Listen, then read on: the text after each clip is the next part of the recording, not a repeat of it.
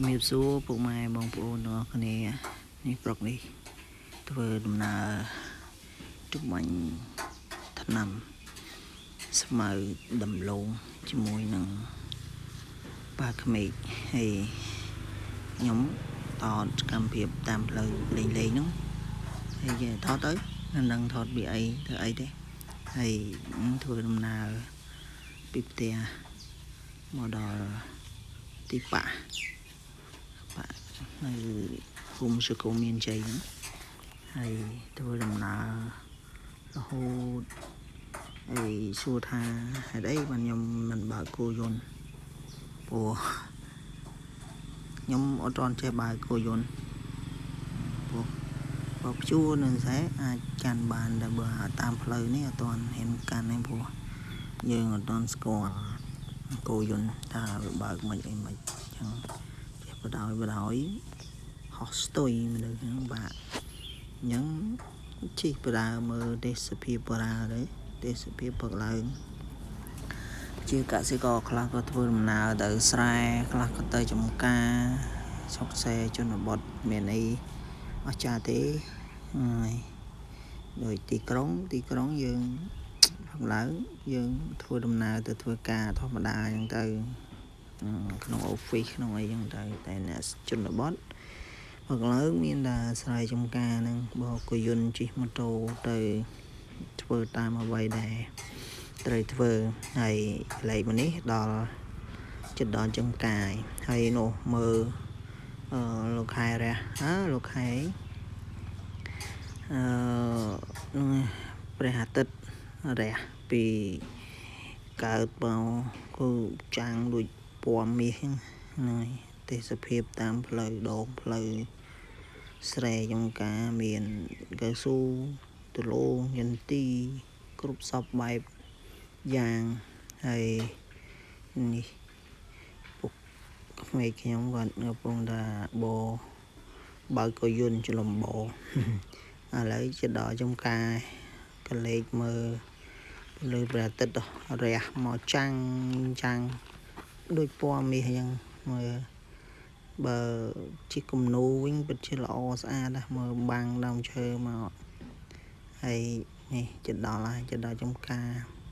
វាទេសភាពព្រឹកឡើងគឺអារម្មណ៍ស្រស់ស្រាយតែម្ដង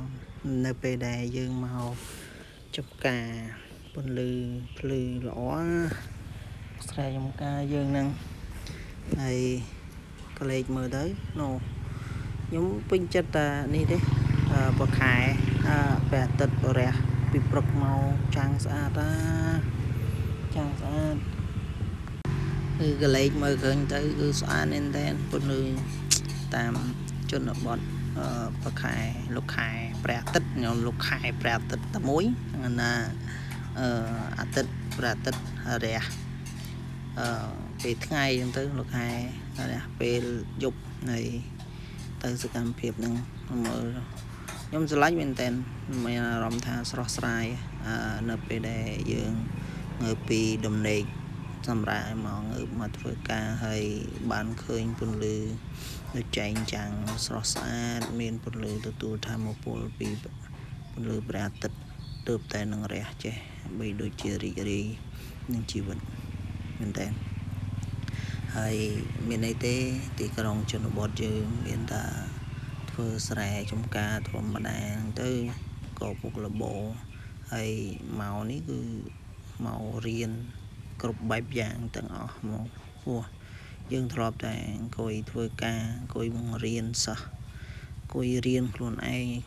នៅពេលឥឡូវយើងផ្លាស់ប្ដូរជីវិតបន្តិចមិនតិចទេអាចទាំងយូរច្រើនឥឡូវប៉ាក្មេកខ្ញុំបោមកដល់ចំការដំឡូងហើយឥឡូវគាត់បានឈប់ហើយខ្ញុំទាញកាមេរ៉ាវឹងថតព្រោះយើងអត់ដែលដឹងថាត្រូវលាយថ្នាំបែបម៉េចអីបែបម៉េចធ្លាប់តែគួយបង្រៀនកូនសិស្សឥឡូវយើងមករៀនមើលគាត់ធ្វើម្ដងគាត់ប្រាប់ពីរបៀបចាក់ទឹកចាក់អីលាយថ្នាំលាយអីឥឡូវគាត់ប្រាប់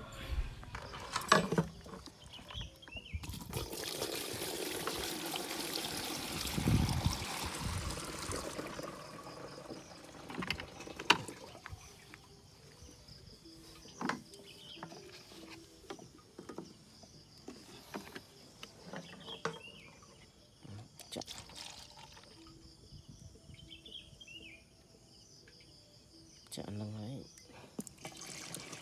ចាក់ទឹកសិនបើនៅជាថ្នាំនោះប៉ះអីឆ្កែអង្គុយនេះកក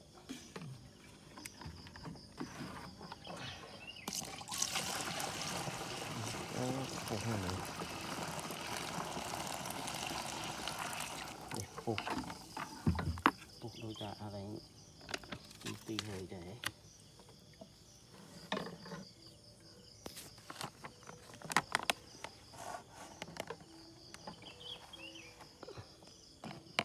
សួរនេះថ្ងៃខ្ញុំកោះខ្យល់មក